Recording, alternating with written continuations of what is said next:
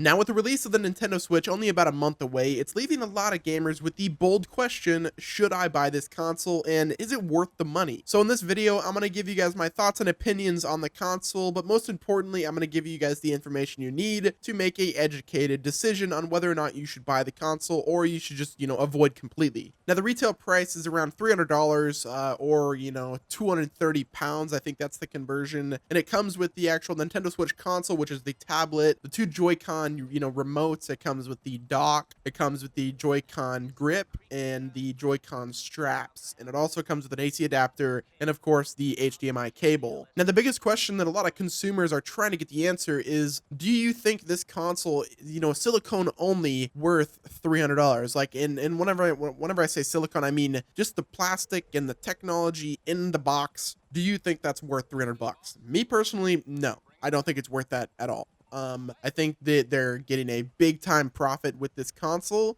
because that stuff does not cost that much to produce. I think they could have easily sold this for $250 and still profited pretty well. Now, if the Nintendo Switch releases with 1-2 Switch, that'll be a whole different story. I think if 1-2 Switch was like packaged in with the Nintendo Switch, I think it would be well worth the 300 bucks. But at the current point, I don't think, with the products alone in the box, I don't think that's worth 300 bucks. But I think there's a couple other things that could be, done to, justify people spending that much money. But if I'm being completely objective, this is Nintendo we're talking about. I don't think that they're gonna, package in 1-2 Switch with the console. I think that's gonna be sold separately for probably 60 bucks. So essentially, if you want the console, you're spending 300 bucks. If you want a freaking, Zelda the Breath of the Wild, you're spending another 60, so that's 360. And then if you want 1-2 Switch, there's another 60 right there. And if you want a Pro controller, there's another 80 bucks or, however much they're charging for it. It just, like, from that alone, they're trying to nickel and dime their customers. I think, I would much rather have the fucking the Pro controller involved in that thing, or like I would rather spend $300 with the Pro controller in it. I think that would be so awesome, but no, they're not going to do that. They're literally making us buy a separate Pro controller if we want the, Pro experience, which, there is the big question, will they have enough Pro controllers in stock for, people with the Nintendo Switch on day one? I personally have it pre-ordered because I like to review consoles. That's one of the good things about consoles is it's hardware. It's not software. If you want to pre-order it, then you could literally take it back and be like, yo, this is a piece of shit. I want my money back, and you can get your money back. So that's the beautiful thing about this whole situation. Now, there's a couple other things that I want to talk about for those that are still interested in, looking at pre-ordering it, but they're like, on the edge. But I've got to make this point super clear. If you do not own a console at all, and you are, just now buying a console and you're looking at buying the Nintendo Switch, do not get this console. This is a secondary console. It's not a primary console. If you have an Xbox One, if you have a PS4, then, you can justify getting a Nintendo Switch, but the Switch just won't have enough stuff for people that, are early adopters or new adopters to the console experience. If you have like a PC, if you're all PC master race, I think the Nintendo Switch would be perfect for you because, we're not used to like being able to go do whatever we want and, play games like in our fucking living room and chill. We're always at our stations, at our fucking command centers playing games. But if you are a PC Master Race elitist, the Switch is perfect for you. Or, look into an NVIDIA Shield. I mean, they're pretty much the same thing. I would recommend just getting the Switch though. Now, like I said, if you're, a first time buyer of a console, do not buy this console. It's not going to have Netflix. It's not going to have, a bunch of other stuff that is, basic needs for a console. It's just not that. It's a handheld device that can be, put up on the TV, and primarily it's handheld. That's what I'm going to use it for. Obviously for when I'm making videos and shit, I'll have it docked up and, so I can have the HDMI output so I can record and stuff. But that's that. Like I said, early adopters, if you do not own another console and you don't have a PC, do not buy the Nintendo Switch, buy a PS4, or just build a PC and you'll have so much more fun. Now, another point that I have to make is the Nintendo Switch is only releasing with, I think, 5 launch titles, and only 2 of them are somewhat good. The first one being Zelda the Breath of the Wild. If you're a Zelda fan and you want to play the new, game, you just go out and buy a Switch. 100%. If you've played all the other Zelda games, buy a fucking Switch. This game is going to be great. I can already see this being a big contender for game of the year. 100% buy the Switch whenever you can. If you already have a Wii U, then upgrading to the Switch is probably not needed, but you know, if you're a Zelda fan and you know, played it on N64 and, you know, all those games and shit, then buy the Switch. If not, wait.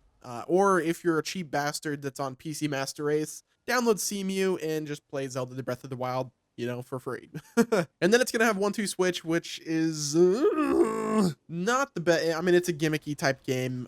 It looks pretty cool. I think, you know, playing it for a couple hours is probably going to be the max for a lot of people. Now, if you do a lot of drinking and you have people over all the time and you want to show off your new Nintendo Switch, then that's going to be great. But besides then, I don't see 1-2 Switch being a success at all.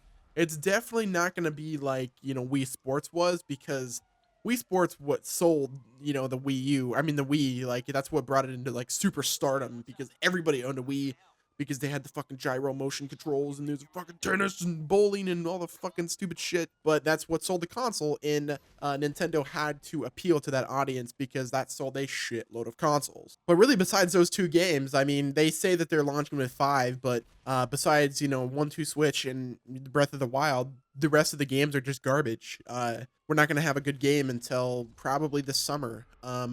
Obviously, Mario Kart 8 Deluxe is going to be out in April, but that is just a, you know, a port. That's not an actual, you know, remaster. That's not a new game. That's just a port. So like I said, let me reiterate, if you're buying this console and you're brand new to Nintendo and consoles in general, do not buy this if you want to play a lot of games.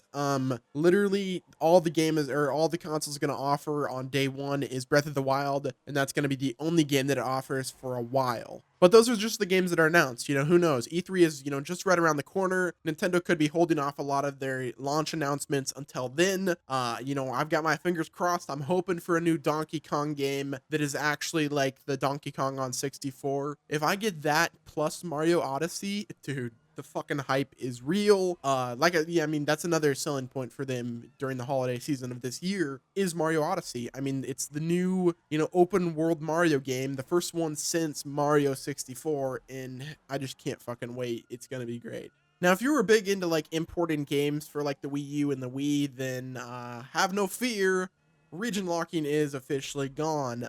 If you're one of those people that likes playing those foreign games, then that's more of a reason to buy the Switch. Me personally, I only like to play the first-party exclusives on the Switch because I've got another console. I've got all the consoles that, you know, I could play the games on whatever I want and have the best, you know, settings. But obviously, if I'm gonna be able to, the selling point that Nintendo has to market, and I think they're doing a pretty good job about it, is AAA games on the go. We could play Zelda on a fucking plane. We could play Zelda on a fucking car.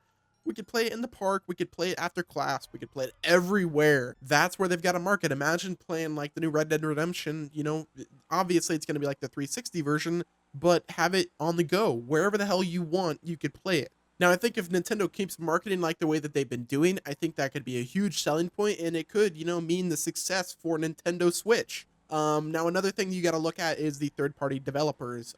Third-party people just want the freaking gamers to be on the console. If they have numbers on the console, if there's a lot of people playing it and they can push copies of their games, they're going to support the Nintendo Switch, and that's just the reality. Now, another point that I got to talk about is the Nintendo Online Service, which I think is a big load of horse shit, but I'm down to pay money. I don't think that you should be able to just borrow an SNES Classic for a month and get a new one the next month. I don't think that should be how it be. No, that's not how it's, that's not how it should be, Nintendo. Fuck, you're pissing me off, man. If you subscribe to Nintendo Plus or whatever the hell they're going to call it, you should get that game for as long as your service lasts. So if you want to get freaking Super Mario Brothers, you should keep that until the service freaking is done. Until you cancel your subscription, that's when it should be taken away. Not, we'll let you borrow a freaking 99-cent game, you know, and we'll let you buy it at the end if you'd want to keep it. Like, what? That's just ridiculous, dude. No. Nintendo, no. Bad Nintendo. Now, obviously, the fact that they're going to be charging for online kind of gives you an indication that they're ready and willing to support this console for a while. because there's no reason to charge somebody a subscription fee if you don't plan on fucking supporting it, which that, from the Wii U to the Nintendo Switch, that's a big leap in the right direction. Now, to get to my very last point, Nintendo needs to change their stance on creators. If they want to have their Nintendo Switch successful, they need to get rid of this whole Nintendo creator platform. They need to say fuck off with all of it, and they need to support, YouTube creators.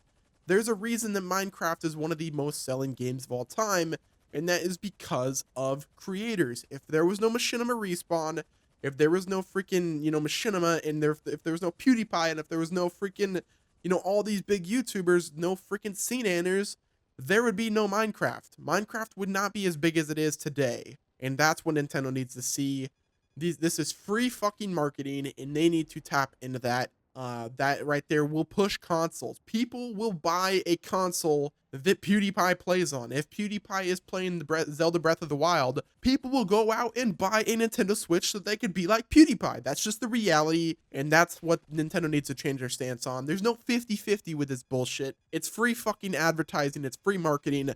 Just because it has your Nintendo logo on it does not mean you should be able to own it. Obviously, they own it. It's their fucking property. But I'm pretty sure the marketing that they're getting is well worth the nickels to the dollar that they're charging creators for posting their videos and wanting to share their experience. Maybe the fact that they have a share button on the console will be an indication that Nintendo is going to fix their policy on YouTube creators and, posting Let's Play and stuff, but I'm not going to hold my breath. Nintendo, the ball's in your court. At the end of the day, if you have a console like a, PS4 or an Xbox One and you're looking at the Nintendo Switch just to be able to play Zelda on the go, I suggest you buy it. It's worth the $300 for that. If you have a PC and you just want to play games that, is not at your command center, then by all means, buy the Nintendo Switch. It's going to be worth the money eventually. Hopefully, obviously, this is a fucking, it's a flip of a coin, really. It could be, it could go one or two ways. It could go GameCube or it could go motherfucking,